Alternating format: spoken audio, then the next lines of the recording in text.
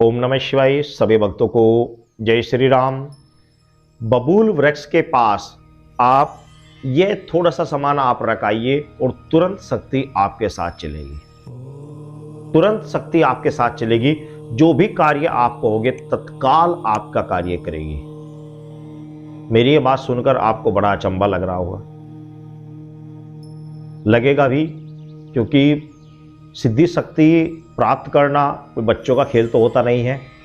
ऋषि मुनि सैकड़ों वर्षों तक जब तप करते हैं तब जाकर उन्हें कोई चीज प्राप्त होती भी है और नहीं भी होती है। लेकिन मैं आपको ये बता दूं कि देवी शक्तियां या सिद्धियां प्राप्त होना अपने कर्मों के ऊपर डिपेंड होता है। आप मंदिर में आप कंटिन्यू हर मंगलवार मंदिर में जाइए हनुमान जी के चरणों में, हर शनिवार जाइए हनुमान जी के चरणों में, निरंतर हनुमान चालीसा का जाप करते रहें। कोई चीज प्राप्त होनी हो गई तो साल भर में भी हो सकती है, 6 महीने हो सकते, 2 साल से, और नहीं होगी तो पूरे साल भी नहीं होगी, पूरे जीवन भी नहीं होगी। कारण कि ये सब चीज डिपेंड करती है हमारे कर्मों के ऊपर कि हमारे पाप कर्म कितने हैं और पुण्य कब हमारे उदय होंगे। जैसे ही आपके पाप कर्म क्षीण और पुण्य उदय होने प्रारंभ होते हैं, आपको चमत्कार दिखने प्रारंभ हो जाते हैं। दूसरा देवता के ऊपर डिपेंड है कि देवता आपकी भक्ति से, आपके भाव से कब प्रसन्न हो जाए और कब आपको रास्ता देना प्रारंभ कर दे। ये सभी चीजें मान्य होती हैं।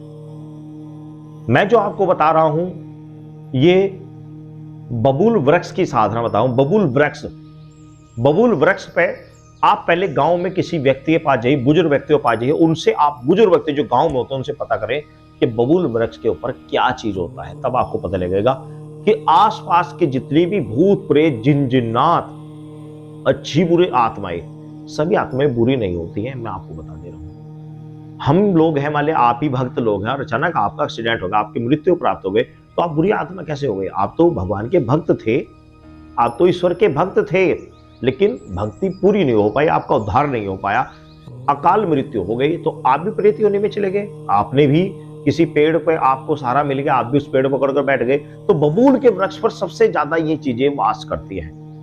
मैं अगर आपको ये बात गलत बता रहा हूं तो आप गांव में जाइए, किसी बुजुर्ग व्यक्ति से इस बारे में पहले बातचीत करें। बुजुर्ग व्यक्ति आपको इस बारे में बताएगा कि मैं सही बता रहा हूं या नहीं बता रहा हूं। आप किसी से पूछ कर देखना। हमने ये चीजें सुनी नहीं, देखी भी है। तो बबूल वृक्ष में करना क्या है, आपने किसी भी दिन को आप ले लीजिए, कोई सा भी दिन आपके लिए, जो भी दिन आपको लगे कि भाई इस दिन मैं इस कार्य को करना है। आपने करना क्या है, 1 लोटा, पहले वीडियो पूरी देख लेना क्योंकि इसमें कमेंट्स बहुत सारी आएंगी, बहुत सारे आप शब्द भी कहेंगे, लेकिन पहले पूरी बात समझ लेना। आप 1 लोटा जल आपने ले लेना है, 1 लोटा जल आपने ले लेना, साथ में आपने 5 पीस मिठाई के, 5 पीस, कोई भी मिठाई आप ले लीजिए, 5 पीस केवल, और 1 लोटा जल। रात्रि में 10 बजे के बाद, 10 बजे से लेकर सुबह 3 बजे तक के बीच में 5 घंटे के दौरान आप कभी भी इस कार्य को कर सकते हैं। जो डरपोक है, डरने वाले व्यक्ति, उससे दूर रहे, वो ना करें, बिल्कुल ना करें। आपने 1 लोटा 5 पीस मिठाई के ले लेने हैं और आपने अपने और अपना सुरक्षा कवच आपने लगा लेना है। अपने शरीर का सुरक्षा कवच आपने लगा लेना है। यदि नहीं पता है तो वीडियो में, बहुत सारी वीडियो मैंने बना रखी है कवच की, आप उनसे आप कवच को ध्यान कर लें और कवच को धारण कर लें। कवच को धारण करने के बाद आपने अपने शरीर का बंधन कर लिया। आप बबूल के पास चले गए। बबूल के पास जाकर आपने ना कोई मंत्र पढ़ना है, ना कुछ करना है, कुछ नहीं, केवल वह लोटा जल आपने एक बार धार में इस प्रकार धीरे धीरे घुमाते हुए क्लॉकवाइज 5 चक्कर उसके लगाने, किसके? बबूल वृक्ष के, और वह थोड़ा थोड़ा जल आपको चारों तरफ डालते रहना है। आपने प्रार्थना करने के मन में भाव रखना है कि इस वृक्ष पर जो भी प्रेत आत्मा विराजमान है वह मेरा अमुक कार्य सिद्ध कर दे। जो भी आप करना चाहते हैं, आप चाहते हैं कि मेरे साथ रहकर जग कल्याण करें, आप चाहते हैं कि मेरा अमुक व्यक्ति के पास पैसा फंसा हुआ है वो पैसा निकल जाए, अगर आप चाहते हैं मेरी अमुक लड़की से मैं शादी कर लूँ, उसके साथ भोग भोग लूँ, तो ऐसा ना करें। ये बिल्कुल गलत है, इसके लिए प्रयोग नहीं है। मैं आपको पुनः बता दे रहा हूं, इसके लिए प्रयोग नहीं है। अगर आप ऐसा करेंगे तो वह आपको भी नहीं छोड़ेगा, फिर वह आपको भी नहीं छोड़ेगा, क्योंकि आप अच्छे के लिए करेंगे। तो सभी आत्माएं सोचती है, समझती है आप जिस तरह के व्यक्ति हैं उसी तरह की चीज आपको वहां से प्राप्त होगी। वहां पर अच्छी भी है, गलत भी है। यदि आप गलत तरीके से गलत प्रयोग करना चाहते हैं तो गलत फिर आपको भुगतना पड़ेगा। तो इसलिए गलत के लिए ना करें, आप अच्छे के लिए इस कार्य को कर सकते हैं। आप चाहते हैं कि मैं जब कल्याण करूं, लोगों की समस्या का समाधान करूं, तो इस तरह के बहुत सारे दरबार चल रहे हैं जिनके पास प्रेत आ रहे हैं और वो प्रेत के द्वारा, प्रेत महिला प्रेत या पुरुष प्रेत उनके पास आ रहे हैं, उनके उसी के द्वारा दरबार चल रहे हैं, बड़े बड़े दरबार चल रहे हैं, लोगों की समस्या का समाधान हो रहा है, उनके बिना बताए लोगों की समस्याओं के विषय में बताया जा रहा है प्रेतों के द्वारा। आप बालाजी धाम जाएंगे तो बालाजी धाम से दूत मिलते हैं। वो कौन होते हैं? वो भी तो प्रेत होते हैं। बालाजी धाम से हनुमान जी से दूत मिलते हैं, लेकिन क्या होता है, उनका एग्रीमेंट होता है कि आप गलत नहीं करोगे, इसको परेशान नहीं करोगे, एग्रीमेंट कर दिया जाता है। तो इसी तरह आपने वहां प्रार्थना करनी है और वह जल चारों तरफ डाल देना है और वह मिठाई वहां पर रख दिए हैं और वहां से ये क्रिया करके अपने घर आ जाना है। हो सकता है आपको आवाज पड़ जाए पहले दिन। आवाज किस तरह की पड़ती है मैं ये आपको बता दे रहा हूँ। गाँव में किसी बुजुर्ग आदमी से पूछना, वो भी आपको बता देगा। आपको गुण की आवाज की, हाँ चुननी चुनानी, किचले मुझे बुलाया, किचले याद किया।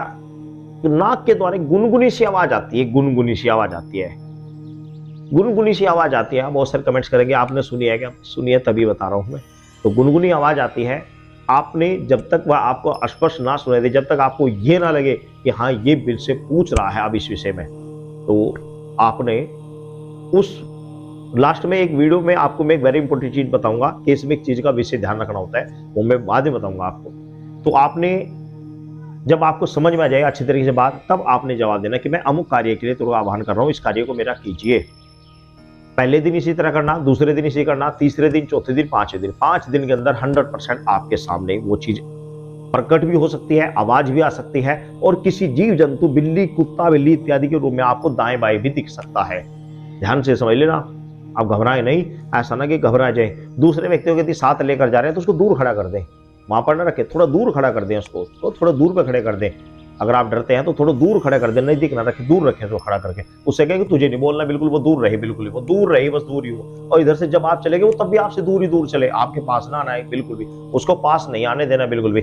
उसके पास एक चीज होना चाहिए, क्या? उसके पास एक चाकू प्लस एक धागा जो आपने सुरक्षा कवच बनाकर उसके गले में डाल देगा, वो उसके पास होना चाहिए। वो दूर रहेगा, आपके पास नहीं आएगा, दूर रहेगा, बहुत दूर रहेगा। उसको नहीं समझ में आया क्या बात कर रहे, क्या नहीं कर रहे, उसको सुनना नहीं चाहिए, बहुत दूर होना चाहिए। और उससे कहेंगे मेरी तरफ ज्यादा ध्यान भी रखना, बस आपको हौसले के लिए है कि दूसरा आदमी है, बस दूर खड़ा हुआ है, वो भी आपको देख भी नहीं रहा है, देख भी उधर ही रहा हो, लेकिन आप कहे कि हाँ मेरे साथ कोई दूर खड़ा हुआ है कोई, बस इतना रखे। वो आपकी बातों पर ध्यान ना दे, ना आपको सुने, इतनी दूर होना चाहिए आपसे, और आपकी तरफ देख भी नहीं रहा, देख भी उधर ही रहा है, बस। तो इस तरह से आप सेफ्टी में एक आदमी दूर रखते हुए रख सकते हैं।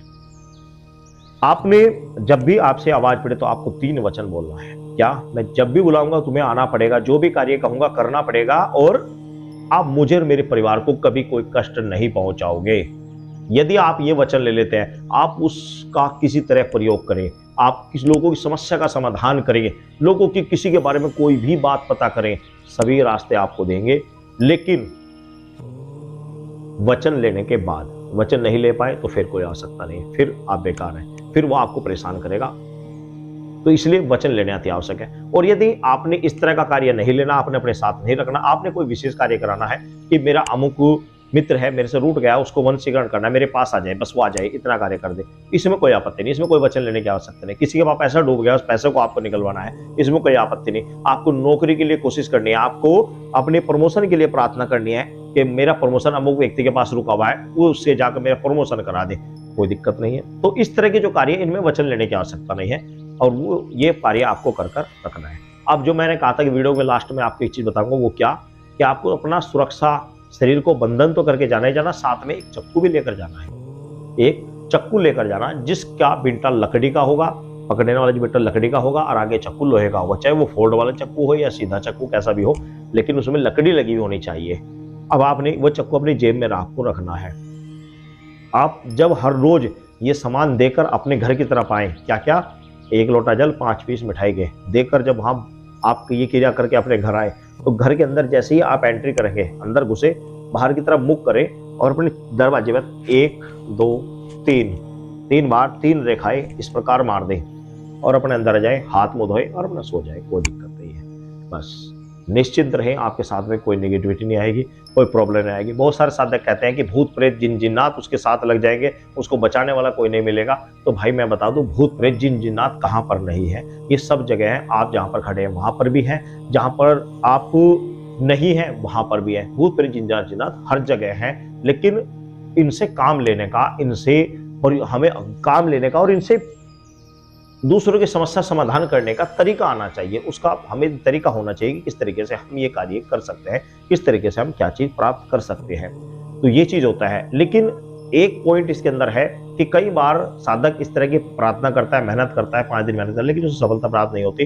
वो ऐसी स्थिति में नहीं होती यदि वहां पर कोई इस तरह की कोई प्रेत यहाँ पर वहां पर है ही नहीं, तो फिर तो देखो आपको उस पेड़ से आपको वो चीज प्राप्त नहीं हो पाएगी। लेकिन यदि कोई पेड़ पुराना है, उसमें पुराना 15-20 साल पुराना पेड़ है कोई, तो उस पर आपको 100% ये चीजें मिल जाएंगी, 100% मिल जाएगी। तो इस तरीके से आप 5 दिन में आप शक्ति प्राप्त कर सकते हैं। सभी भक्तों को जय श्री राम।